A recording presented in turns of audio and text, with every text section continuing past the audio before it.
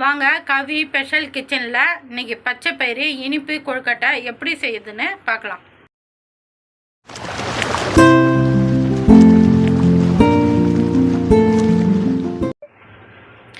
வாங்க கவி ஸ்பெஷல் கிச்சனில் இன்றைக்கி பச்சை பயிறு இனிப்பு கொழுக்கட்டை எப்படி செய்யுதுன்னு பார்க்கலாம். அதுக்கு தேவையான பொருள், நான் 1 கப்பு பச்சரிசி மாவு எடுத்துக்கிறேன்.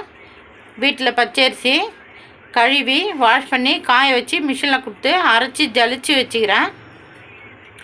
பச்சை பயிறு 2 கப்பு எடுத்து நான் ஊற வச்சு வச்சுக்கிறேன். 5 மணி நேரம் பயிர் ஊற வச்சுக்கிறேன். இப்போ பயிரை நம்ம போய்ட்டு வேக வச்சுக்கலாம். நான் 1.5 கப்பு வெல்லம் எடுத்துக்கிறேன்.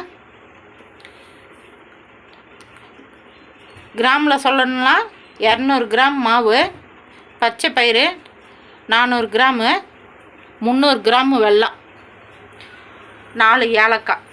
எப்படி செய்யுதுன்னு பார்க்கலாம் வாங்க. அடுப்பு பற்ற வச்சு ஒரு குக்கர் வச்சுட்டேன். பச்சை பயிறு போட்டுக்கலாம்.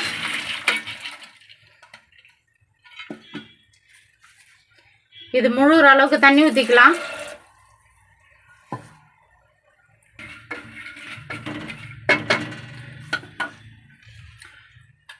மூடி போட்டு மூடிடலாம்.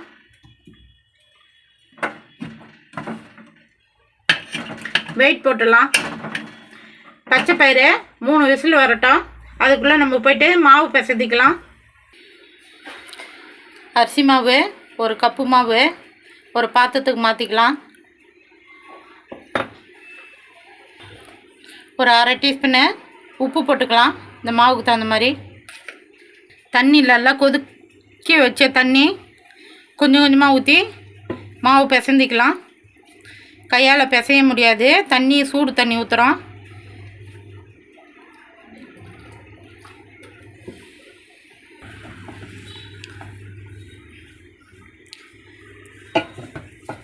இப்போ மாவு நம்ம கையால் பிசைஞ்சிக்கலாம். கொஞ்சம் சூடு ஆறின பிறகு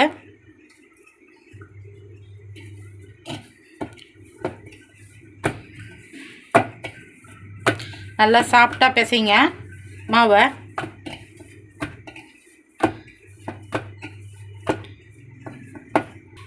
மாவு பிசைந்தாச்சு. மாவு இப்படியே இருக்கட்டும். இது உள்ளே வைக்கிற பூர்ணம் நம்ம போய்ட்டு ரெடி பண்ணிக்கலாம். பச்சை பயிறு வேக வச்சோம். 3 விசில் வந்துடுச்சு. வெயிட் இறங்கிடுச்சு. எடுத்து பார்த்துடலாம்.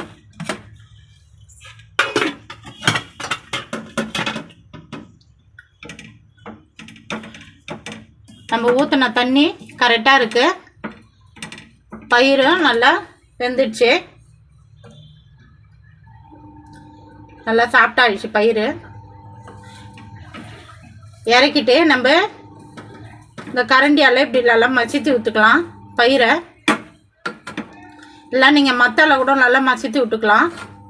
ஏன்னா பயிர் வந்து நம்ம குழையாக தான் வேக வச்சுக்கிறோம். இப்போ இறக்கிடலாம். அடுப்பு பற்ற வச்சு ஒரு பாத்திரம் வச்சுக்கிறேன். வெல்லம் போட்டுக்கலாம். இது முழுகிற அளவுக்கு தண்ணி ஊற்றிக்கலாம்.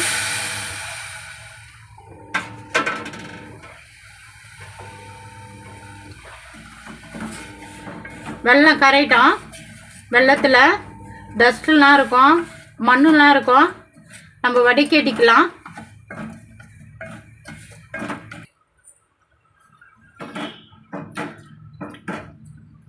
வெல்லம் கரைஞ்சிச்சு. வெல்லம் கரைஞ்சால் போதும், கம்பி பதம்லாம் கிடையாது. அடுப்பில் வேறு ஒரு பாத்திரம் வச்சாச்சு. இப்போ நம்ம வெல்லத்தை வடிகட்டிக்கலாம். பாருங்கள் எவ்வளோ மண் டஸ்ட்டெல்லாம் இருக்குது பாருங்கள். நீங்கள் எப்போ வெல்லம் பாவு செஞ்சாலும் வடிகட்டிட்டு செய்யுங்க. வெள்ளை பாவில் ஏலக்காய் 5 ஏலக்காய் தட்டி போட்டுக்கலாம். பாசிப்பருப்பு வேக வச்சு நல்லா மசித்து வச்சுக்கிறேன். போட்டுக்கலாம் பாவில்.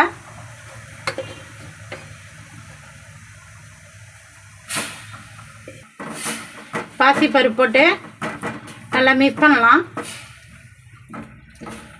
நல்லா கட்டியாகணும். நம்ம கொழுக்கட்டை உள்ள வைக்கிற பூர்ணம் கட்டியாக இருக்கணும்.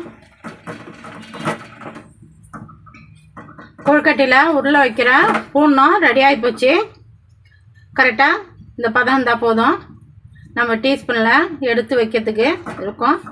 இப்போ ஆறின பிறகு இது இன்னும் கட்டியாகிடும். இது ஆறட்டும்.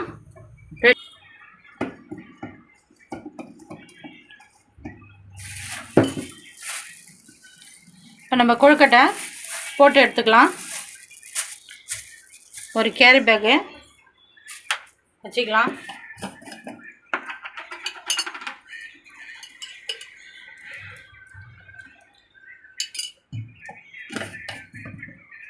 இல்லை எண்ணெய் தடவிக்கலாம்.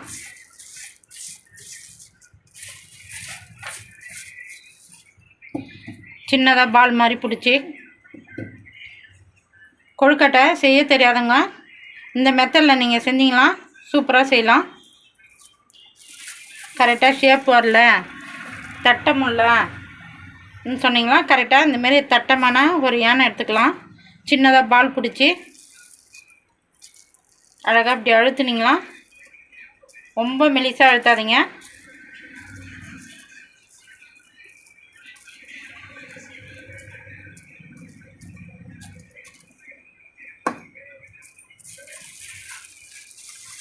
அழகாக மேலகிற பேப்பரை எடுத்துடலாம். இப்போ நம்ம அச்சில் தான் செய்ய போகிறோம். அச்சில் எண்ணெய் தடவி வச்சுக்கிறேன். இப்போ இதை அழகாக எடுத்துக்கலாம். இப்போ நம்ம அச்சில் போட்டுக்கலாம். இப்போ நம்ம அச்சில் தட்டின மாவு போட்டாச்சு. பூர்ணம் ஆறி போச்சு. டீஸ்பூனில் எடுத்து நம்மளுக்கு தேவையான பூர்ணம் மட்டும் வச்சுக்கலாம். எவ்வளோ கொள்ளுதோ நீங்கள் அந்த அளவுக்கு வச்சுக்கலாம்.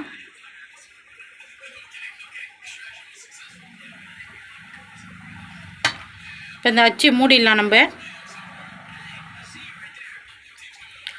நல்லா அழுத்தி மூடுங்க.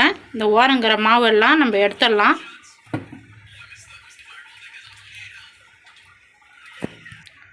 இப்போ நம்ம ஓப்பன் பண்ணிக்கலாம். அழகாக இதை எடுத்துக்கலாம். எடுத்து ஒரு தட்டில் வச்சிடலாம். இப்போ நம்ம இந்த அச்சில் ஒரு கொழுக்கட்டை செஞ்சிடலாம். மாவு சின்னதாக பால் மாதிரி எடுத்து அச்சில் மாவு வச்சாச்சு. பூர்ணம் வச்சுக்கலாம்.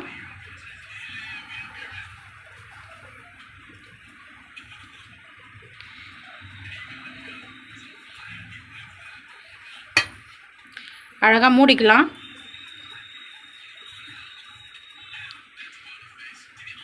பின்பக்கம் கேப் இருக்கிற பக்கம் அழகாக தட்டி விட்டுங்க. ஓரங்கிற மாவெல்லாம் எடுத்துடலாம். இந்த சுற்றி வெளியே வர மாவுலாம் எடுத்துடலாம்.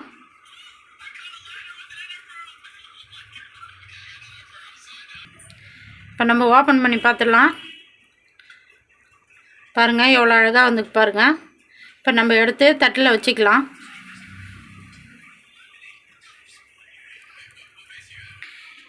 நம்ம இன்னொரு பூ மாதிரி இருக்குது, அந்த அச்சில் ஒன்று செஞ்சுக்கலாம். நீங்கள் அச்சு இருந்தால் அச்சில் செய்யலாம், இல்லைனா கையால் கூட நீங்கள் அழகாக தட்டிக்கலாம். நான் அச்சு 3 அச்சு வச்சுக்கிறேன், அதனால் அச்சில் செஞ்சு காமிக்கிறேன்.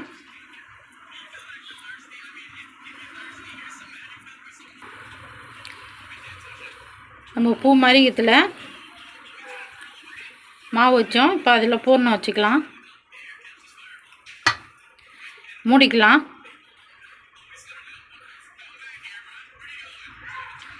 இந்த சுற்றி வர மாவை எடுத்துடலாம். நல்லா அழுத்தி மூடுங்க. மாவு அப்போ தான் நல்லா வாய்ப்பாகம் ஓப்பன் ஆகும். நம்ம உள்ளே வச்சுக்கிற பூர்ணம் வெளியே வராமல் இருக்கும். இப்போ நம்ம ஓப்பன் பண்ணிடலாம். எவ்வளோ சூப்பராக இருந்துச்சு பாருங்கள். இப்போ ஒரு தட்டுக்கு மாற்றிக்கலாம். நம்ம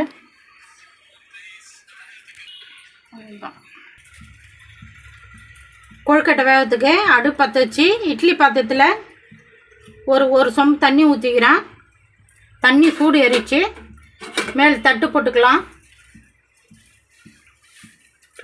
ஒரு காட்டன் துணி நினச்சி மேலே போட்டுக்கலாம்.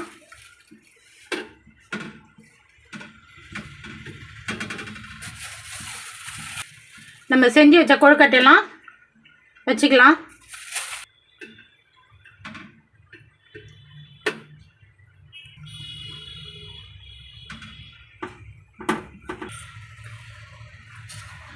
மேலே எக்ஸ்ட்ரா இருக்கிற துணியை மேலே போட்டு மூடிடலாம்.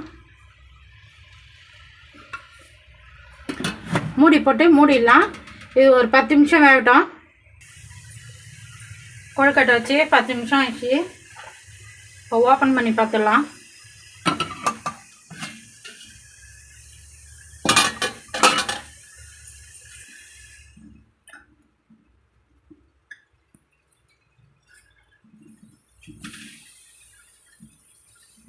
கொழுக்கட்டெல்லாம் வெந்துடுச்சு.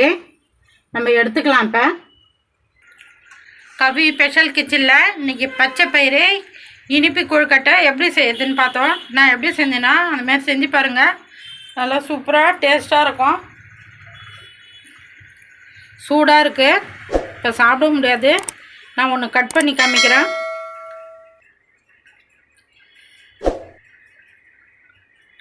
எவ்வளோ சூப்பராக இருக்குது பாருங்கள். கவி ஸ்பெஷல் கிச்சனில் நான் எப்படி செஞ்சேனோ அதுமாதிரி செஞ்சு பார்த்துட்டு எப்படி இருக்குதுன்னு சொல்லுங்கள். எனக்கு சப்போர்ட் பண்ணுங்கள். இந்த வீடியோ பிடிச்சிருந்தா லைக் பண்ணுங்கள், ஷேர் பண்ணுங்கள், சப்ஸ்கிரைப் பண்ணுங்கள்.